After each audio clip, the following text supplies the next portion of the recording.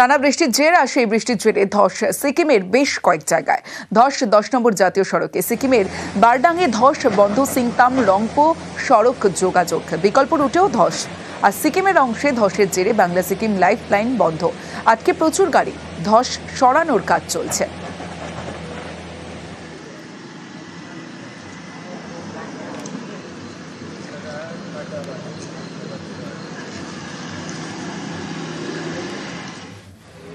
नमस्कार।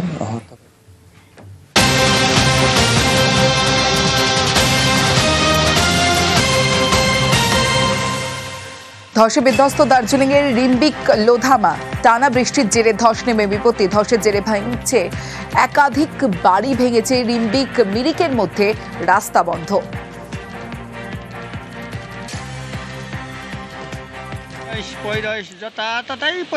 লোধামার ছবি দেখছেন। ধস আর সেই ধসের জেরে কি অবস্থা রিম্বিক লোধামাতে। ধসে বিধ্বস্ত, টানা বৃষ্টির জেরে ধস নেমে বিপত্তি। একাধিক বাড়ি ভেঙেছে, সেই ছবিও আপনাদের দেখাচ্ছি। ধসের জেরে ভেঙেছে একাধিক বাড়ি।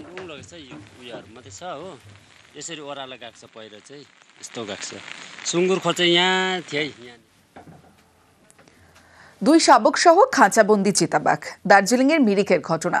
লোকালয়ে ঘুরছিল চিতাবাঘগুলি। বন দফতরের পাতা খাঁচায় আজ সকালে দুই শাবক সহ খাঁচাবন্দি চিতাবাঘ। ধসের জেরে বন্ধ টয় ট্রেন। বন্ধ শিলিগুড়ি দার্জিলিং টয় ট্রেন। কার্শিয়াংয়ের রংটং তিনধরিয়ায় মাঝে ধস। একাধিক জায়গায় ধস নেমে বিপত্তি। চলছে টয় ট্রেনের লাইন সংস্কার। ট্রায়াল রানের পর চালু হবে পরিষেবা।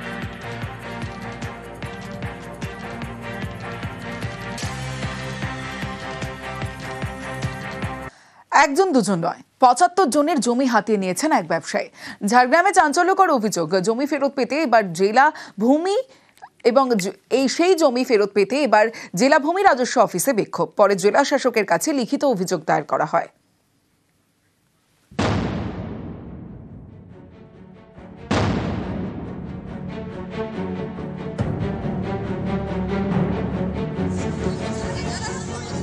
ঝাড়গ্রামের সাঁকরাইল, এখানকার বাঁকড়ায় বিঘার পর বিঘা জমি নিয়ে চাঞ্চল্যকর অভিযোগ। মালিকরা কিছু জানেনই না, অথচ তাদের জমি বিক্রি হয়ে গিয়েছে। ভুয়ো কাগজপত্র তৈরি করে প্রায় 75 জনের জমি হাতিয়ে নেওয়া হয়েছে বলে অভিযোগ। এই জমি ফেরত পেতে সোমবার জেলা ভূমি রাজস্ব অফিসে বিক্ষোভ দেখান বাসিন্দারা। আমাদের জমি বেনামে চলে গেছে, ওই জন্য আমরা অফিসে এসেছিলাম। আমাদের কাগজ যাতে আমাদের নিজের নামেই থাকে, তার জন্য কোনো বেআইনি ভাবে কেউ কাগজ করে নিচ্ছে এই অফিস থেকে, ওই জন্য আমরা এই অফিসে এসেছি। এবং আমরা সবাই এসেছি, গ্রামের প্রায় 250-200 লোকের জমি এদিক ওদিক করে দিয়েছে। আমি নিজে প্রত্যক্ষ বেঁচে আছি, আমার বাবা বেঁচে আছেন, বাবাকে মৃত অলরেডি ঘোষণা করে দিয়েছে। আপনারা কি করছেন কি আমরা এটা নিয়ে ভাবছি যে আমাদের যাতে সুরাহা হয়, 1 নম্বর। 2 নম্বর, কিভাবে ওয়ারিশ সার্টিফিকেটটা পেলো উনি বা কোথা থেকে ইস্যু হয়েছে সেগুলো আমাদের জানার প্রয়োজন আছে। এবং এগুলো যাতে ক্যান্সেলেশন হয়, যার যার জায়গা সবার ফিরে আসে, এবং যারা এর জন্য দোষী তারা যাতে কঠোর থেকে কঠোরতম শাস্তি পায়, এটাই আমাদের দাবি।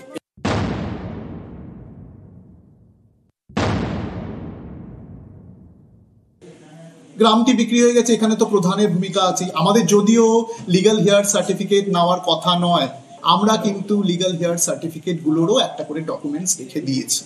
মানে এখানে প্রধানেরও একটা দায়িত্ব থাকে এবং অবশ্যই প্রধানই তো লিগ্যাল হেয়ার সার্টিফিকেট গুলো দিচ্ছে। আমি অভিযোগপত্র রিসিভ করে নিয়েছি, ওনাদের দেখছি আমি, এবং তদন্তের আশ্বাস দিয়েছি। আমি বলেছি যারা যারা এখানে ইনভলভ, যারা যারা এখানে যাদের গাফিলতি পাওয়া যাবে, আমি সুমোটো এফআইআর। জেলা ভূমি রাজস্ব অফিসে প্রথমে বিক্ষোভ, এরপর ঝাড়গ্রাম জেলা শাসকের কাছে লিখিত অভিযোগ জমা করা হয়। অভিযোগটা এসছে, তো আজকে ওরা আমাকে দিয়ে গেল অভিযোগপত্র। তো আমরা তদন্ত করাচ্ছি, পুরো ডিটেলস তদন্ত হচ্ছে। ডিটেলস তদন্ত করে দিয়ে যা দাঁড়াবে, যদি ভুল ট্রান্সফার হয়ে থাকে সব রেস্টোর হবে। যা আইনের হিসাবে যা অ্যাকশন নেওয়ার আমরা নিচ্ছি। ঝাড়গ্রামের সাঁকরাইলের জমি ব্যবসায়ী সুজিত কোঙার, তার বিরুদ্ধে সরব স্থানীয়রা। তাদের দাবি, নিজের নামে জমি কেনার ভুয়ো কাগজপত্র তৈরি করেছেন সুজিত, তারপরে সেগুলি বিক্রি করেছেন 3টি বেসরকারি কোম্পানিকে। এ নিয়েই জোর শোরগোল। নিজেদের জমি ফেরত পেতে তারা প্রশাসনের দ্বারস্থ হয়েছেন। ঝাড়গ্রাম থেকে রাজু সিং, নিউজ 18 বাংলা।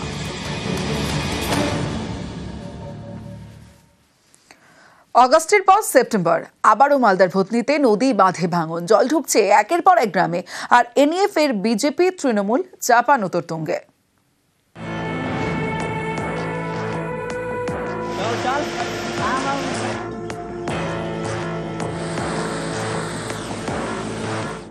কয়েক মাস আগে তৈরি হয়েছে বাঁধ, সেই বাঁধ ভেঙে বিপত্তি। হুড়মুড়িয়ে জল ঢুকছে গ্রামে। মালদার মানিকচকের ভূতনি গা ঘেঁষে বয়ে গিয়েছে গঙ্গা। কয়েকদিনের বৃষ্টিতে নদী এখন ফুসছে। সোমবার জলের তোড়ে প্রায় 200 মিটার বাঁধে ধস নামে। জল ঢুকতে শুরু করে উত্তর চণ্ডীপুর এবং হীরানন্দপুর গ্রাম পঞ্চায়েতের বেশ কয়েকটি এলাকায়।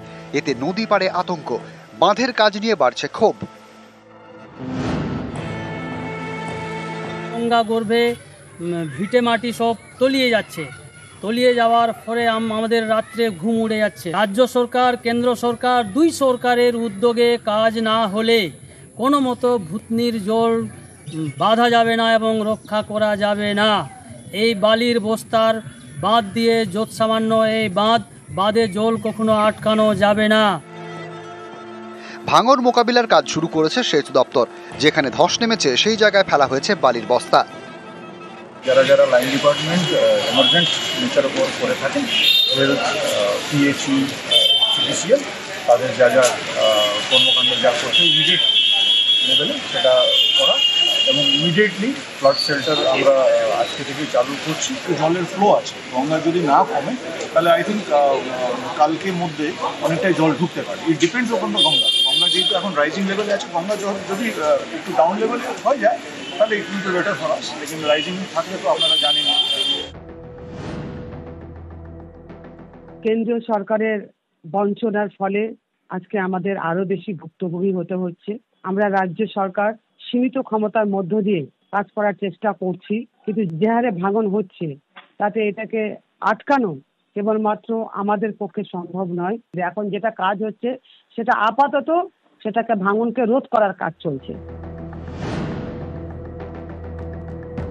উনি বলেছেন আমরা আর পারছি না, রাজ্য সরকার পারছে না তাদের সীমিত ক্ষমতায়। আমরা বারবার বলছি যে রাজ্য সরকার যদি না পারে তাহলে বলুক কেন্দ্রীয় সরকারকে যে ওনাদের এমএলএ এমপিরা যাক, আমরাও যাব, যে কি অসুবিধা হচ্ছে, পার্মানেন্ট সলিউশন কি। তাদের কাছে কোনো চিত্র নাই, তাদের কোনো ভিজুয়াল প্রোগ্রাম নাই যে কি নিয়ে কি করা যেতে পারে। গত অগাস্টে এই ভূতনিতেই নদী বাঁধে ধস নামে, আতঙ্ক ছড়ায় নদী পাড়ে। এ নিয়ে মানিকচকের তৃণমূল বিধায়ক সাবিত্রী মিত্রের একটি বক্তব্য ভাইরাল হয়। এমএলএ ম্যাডাম বলছেন? হ্যাঁ ম্যাডাম, বলছি আমি এক সাধারণ জনগণ বলছি এভাবে ঠান্ডা এসি রুমে বসে আছেন, মিথ্যা ভাষণ কেন দিচ্ছেন ম্যাডাম? কোটি কোটি টাকা লুট করার পরে আপনি বলছেন যে বাদ বা কে বা কারা এসে বাঁধ ভেঙে দিয়েছে, বালির বস্তা দিয়ে বাঁধ।